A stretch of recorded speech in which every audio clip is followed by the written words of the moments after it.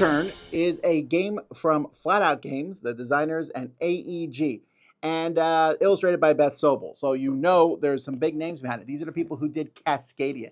These are the people who did Calico and have some upcoming really cool games. And this one looks cool, sounds cool, and this is one I think people will disagree with me on because I don't really like it.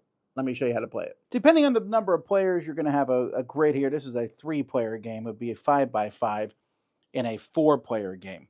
And you're going to be collecting these tiles. We'll talk about scoring first. Each tile, like if I have one of these Fungus mushrooms, 3 points, 2 of them, no points. But if I get 3 of them, 13 points. And there's different things that are going to give you various points. This one, 1 is 0, 2 is 9. This copies another item. Some I want these green ones, I want to have unique items out there.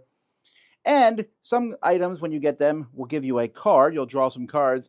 And this says if I have these 2 symbols on my items at the end of the game, I'll get 2 points. But if I have 4, basically doubled, I'll get 5. Now, how does the game play? The first player will put their lowest token anywhere on the board. And after that, each other player has to place a higher token next to it. Now, this lowest token is only in the first turn. And so let's say everyone else passed. And then pink goes here. Green goes here. Each one has to be adjacent to the last bit. And purple says, you know what, green, you can have it. So green wins. They'll take this tile back, turn it down. They can no longer use a 7 for this round. And they're going to win this tile. And actually, we'll leave it here to show that they won it. Green will now start the next bidding, which means they have to go to one of the adjacent spots here. It doesn't have to be their lowest. Maybe they'll put a 5 here. And then purple puts a 6 there. And green then plays this one, which says I automatically win this tile. So that whenever you play your star, you win the tile, but again, it's gone.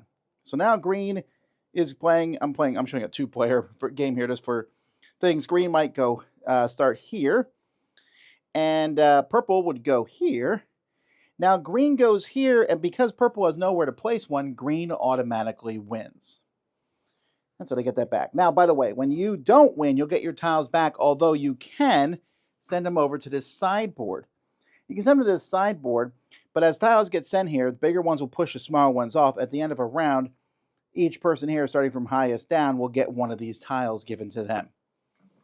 And once all the tiles are gone, or everyone's passed and doesn't want to play anymore, you can also, you'll look at what tiles you have left over, whoever is the highest ones that weren't used.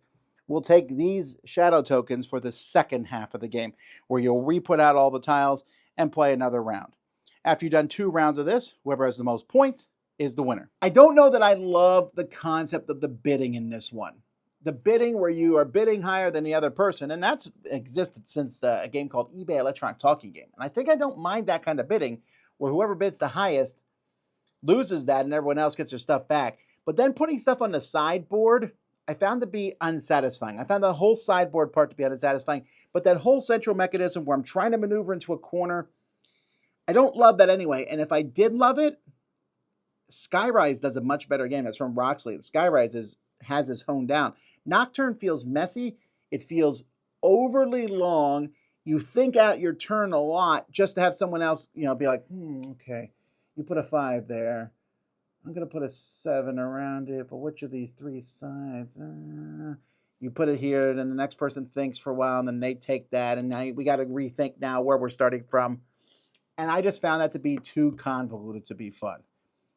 And it doesn't seem like so, like the scoring of the tiles and all that, but it feels like the scoring of the tiles, which are different. And there's gold tiles, which I didn't mention in the overview, where if you get a certain thing, you put goals there.